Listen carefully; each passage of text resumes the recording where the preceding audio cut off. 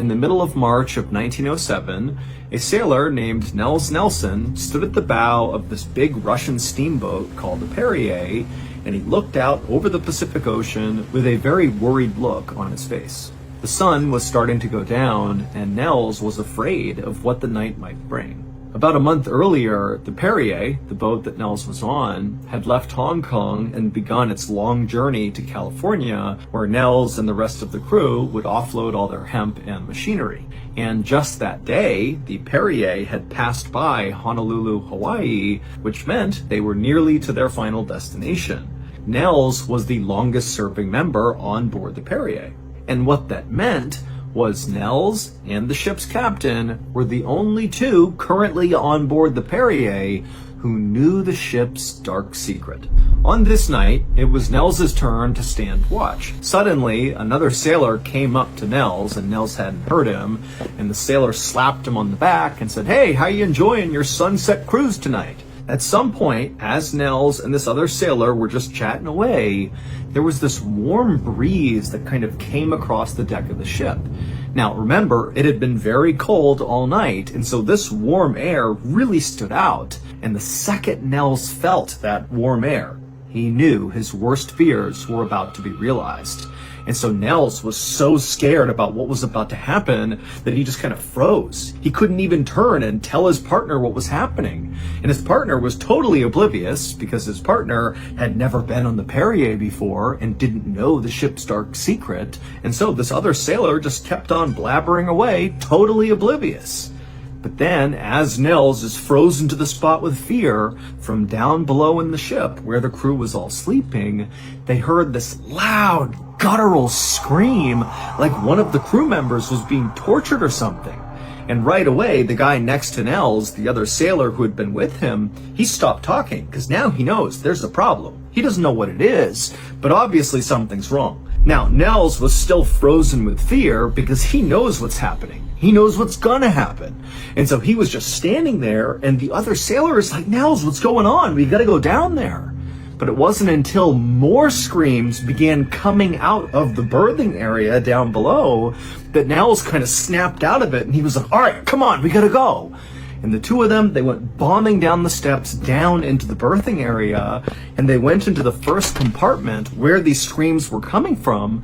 And when Nels and his partner walked into this room, they looked and they saw two of their crew members were sitting on one of the bunks, just completely rigid, as if they were totally stiff. And the two of them were just screaming as loud as they possibly could in perfect unison, but it was like they weren't there. It's like their eyes were staring off into the distance and they couldn't control their bodies. Now, Nels knew what was going on here, but the partner didn't. And so the partner's looking at Nels like, "What's going on here?" And Nels just turned to him and said, "Look, I think we can quarantine them. Help me move them." And so this partner has no idea what Nels is doing. He doesn't understand what's going on. But he kind of jumped into action with Nels, and Nels and this guy, they grabbed these screaming crew members who were totally stiff, and they remained stiff as Nels and the other sailor dragged them out of the room, down the hall, and they put them in what's called the hold, which is kind of like a jail cell on board a ship. It's where sailors who misbehave get sent to. And so it's a place you can put things and lock the door, and they don't come out again. As soon as Nels had shut and locked those two men inside of the hold, it was like the entire ship erupted with screams as the entire crew, minus Nels and his partner, just began screaming like mad. It was like the ship was total chaos. And so Nels and the crew member, they began running down the hall trying to figure out where the screaming was coming from. But before they knew it, the rest of the crew were streaming out of their rooms into the hallway, just screaming and running their way upstairs to the top deck. And so Nels began telling himself, stay calm, it's okay, it's not happening to you yet. But then it felt like someone had reached up inside of Nels's chest and was squeezing as hard as they could. It was like his body was being possessed by something, and then he felt this pressure building up inside of him, and then it was like, without even trying, suddenly the loudest scream that had ever come out of Nels came out of his mouth, and he was completely powerless to stop it.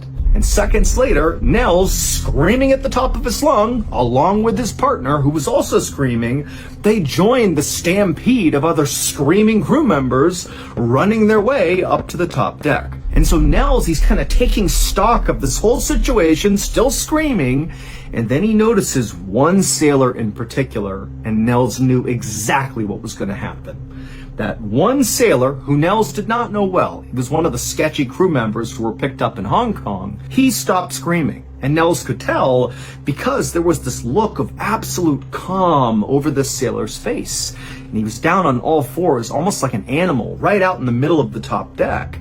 And Nels, as he continued to scream, watched as this young, now very quiet sailor started to move across the deck like an animal. And as he did, he got faster and faster, like he was galloping on all fours, and he was headed straight for the railing of the ship.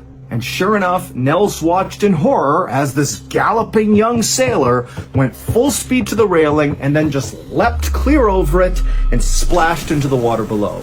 And the second he hit the water, it was like everybody on the ship broke out of their trance. The screaming stopped, and it was eerily quiet. One by one, each of the crew, who had kind of broken out of their trance now, began looking around, having no idea how they just wound up on the deck and what was even going on. And they looked at each other to try to figure out, like, do you know what just happened?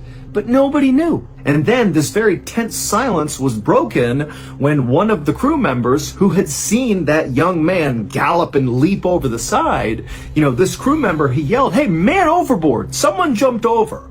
And it was like that was the thing that everybody was going to focus on. We're going to forget about this absolute craziness that just happened, and we're going to try to rescue this guy. This sailor who had leapt over the edge was declared dead.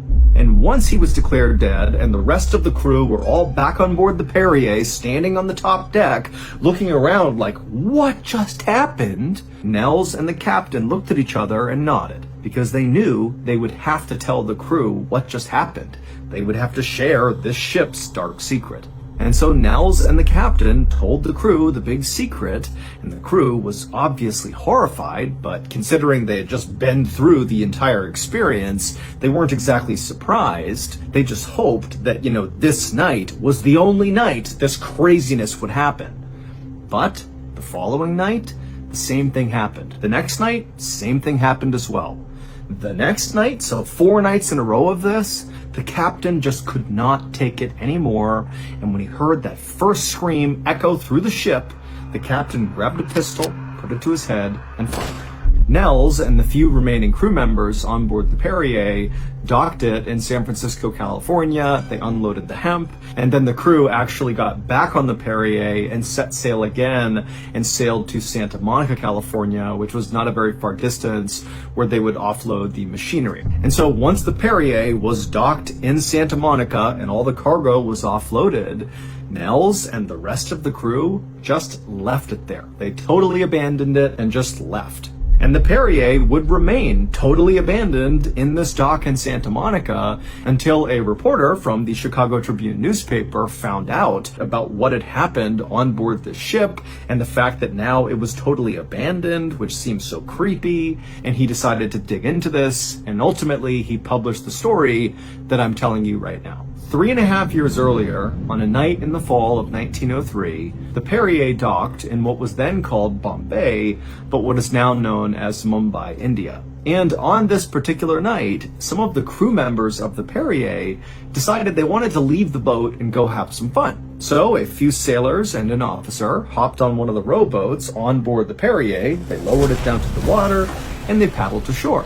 And apparently, this group of guys had a great time on shore, but at some point, the officer apparently killed a guy on land. Who knows what it was about? Nobody knows. The reporter from the Chicago Tribune couldn't figure it out. But the rumor goes the officer killed someone, and when they came back to the ship that night, the officer was bragging about killing this person and even making jokes about it. Now, we don't know if this story actually happened, and we also don't really know if this is the seminal event that prompted what would become the dark secret of the Perrier. All told, the thing, or the dark secret of the Perrier, claimed the lives of 23 sailors, 20 of them, after screaming like maniacs, suddenly just went quiet and leapt over the railing into the ocean and drowned.